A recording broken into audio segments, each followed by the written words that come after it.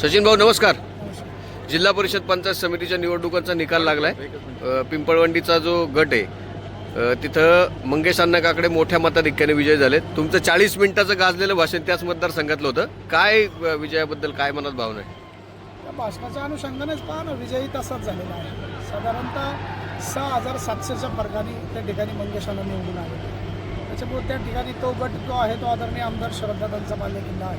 तालुक्याचे आमदार त्या गटामध्ये त्या पद्धतीचं लीडही मिळाले. तालुक्याचे आमदार असं म्हणाले होते की 8-0 असा हा जिल्हा परिषद निवडणुकीमध्ये विजय होईल. ते पाहता तालुक्याचे आमदार नव्हे आम्ही म्हणत होतो. आणि साहेब आता मला तेच विचारणार आहे की आम्ही तेच म्हणत होतो की तालुक्याचे एकंदरीत जिल्हा परिषद पंचायत समितीचं वारं पाहता आणि सगळ्या गोष्टी पाहता, विकास पाहता, दादांनी केलेल्या मदती पाहता की 8-0 होईल अशी परिस्थिती होईल अशी 100% आम्हाला खात्री होती.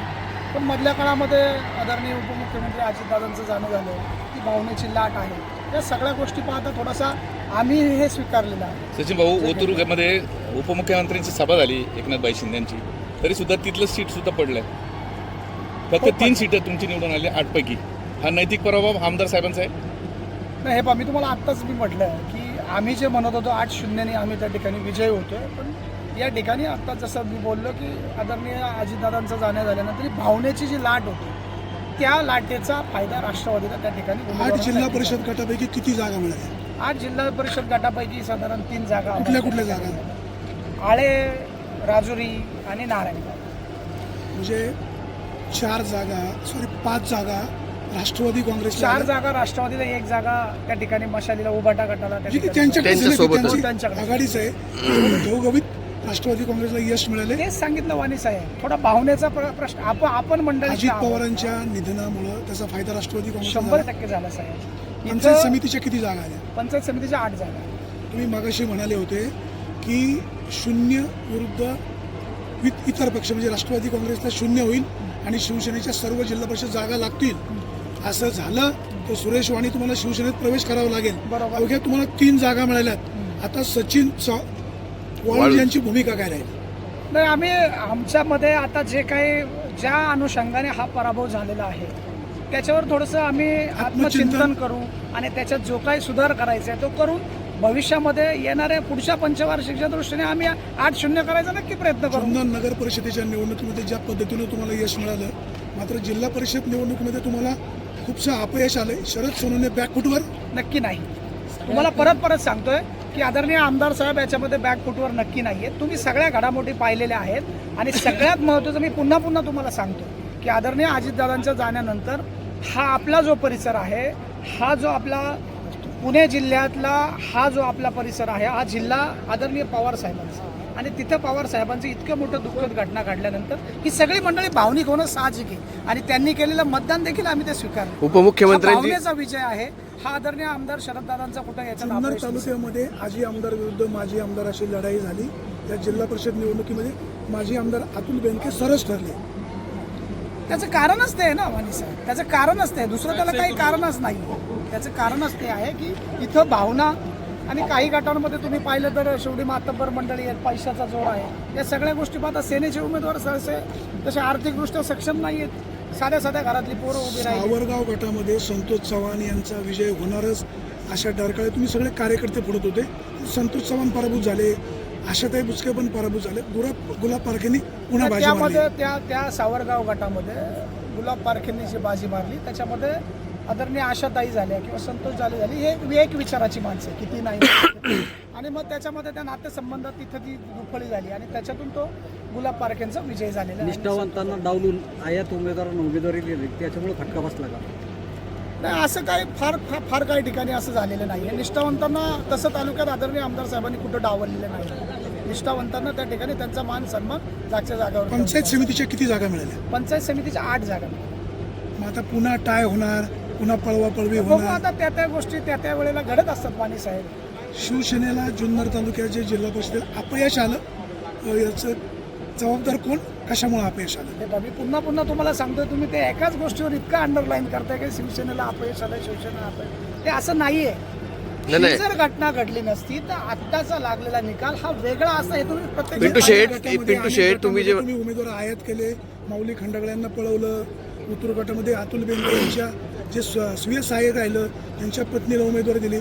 अनेक गटामध्ये असाच प्रयोग झाला. हे पहा, तुम्ही प्रत्येक सबसेल अनेक गटात नाही, तुम्ही ज्या 2 गटामध्ये बोलताय त्या 2 गटामध्ये आमच्याकडे ऑलरेडी शिवसेनेकडे शिटाई मातब्बर होती.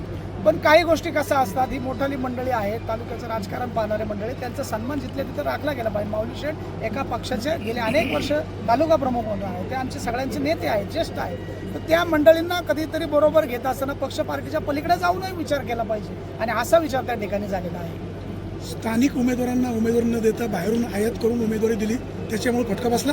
नाही, आता स्थानिक उमेदवारच आहेत ते. तुम्ही माऊली शेठच्या बाबतच हे बोलतायत, कारण ते नारंगाव गटात आहेत, उभेबोरी गटात राहिले, तर पण त्यांचं स्थानिक म्हणजे निष्ठावंत पक्षाच्या कार्यकर्त्यांना संधी दिली नाही. त्यांची तुम्ही कार्य किंवा त्यांचं जे काय त्यांचा गट म्हणू, त्यांचं वर्चस्व म्हणू, तर त्या अगदी तो जो कोपऱ्यातला पट्टा आहे म्हणजे वडगाव, कांदळी, बोरी, खोडद ह्या पट्ट्यामध्ये किंवा निमगाव, सावा, पारगाव, कावळ, पिंपरीपर्यंत या सगळ्या गटांमध्ये त्यांचं त्या ठिकाणी प्राबल्य. सचिन शेठ, तुम्ही असं म्हणता की हे पक्षाचं अपयश नाही, तुम्ही असं म्हणले की ही भावनेची लाट आहे.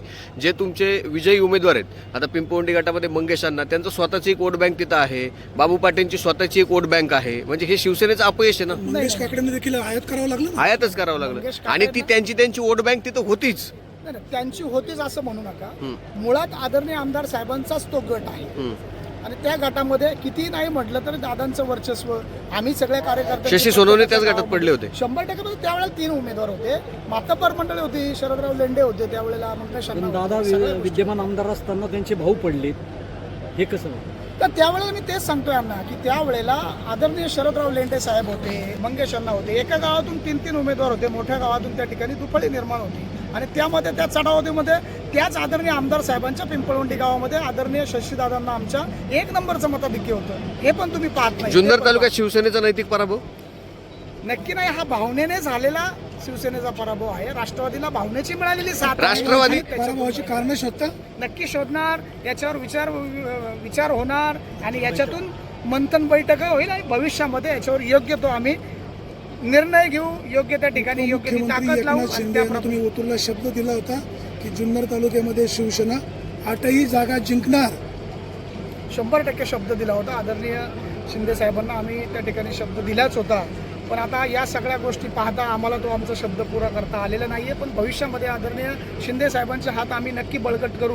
पुढे भरपूर साऱ्या निवडणुका येतील आणि भरपूर ठिकाणी आपल्याला त्या ठिकाणी या सगळ्या यंत्रणेला सामोरं जायचं. सचिन शेठ, फक्त धन्यवाद. शेवटचा प्रश्न विचारतो. तुम्ही असं म्हणाला की भावनेची लाट आहे. मुख्यमंत्र्यांनी असं सांगितलं की मी कुठं प्रचाराला बाहेर पडणार नाही, मी सभा घेणार नाही. मग ह्या भावनेच्या लाटेत तुम्ही उपमुख्यमंत्र्यांची सभा घेतली, त्याचा तोटा झाला? नाही, तोटा नाही झाला नक्कीच. त्याचा त्या ठिकाणी फायदाच झालेला आहे. पण तुम्ही जर बारकाईने त्या गटामधले उमेदवार पाहिले तर त्या ठिकाणी ते विद्यमान सरपंच राहिलेले आहेत, त्यांचं त्या ठिकाणी काम आहेच आहे. दुसरी गोष्ट, तो जो गट आहे पूर्वीपासून राष्ट्रवादीच्या त्या ठिकाणी बालेकिल्ला समजला जातोय. त्याच्यामुळे या सगळ्या गोष्टी आहेत.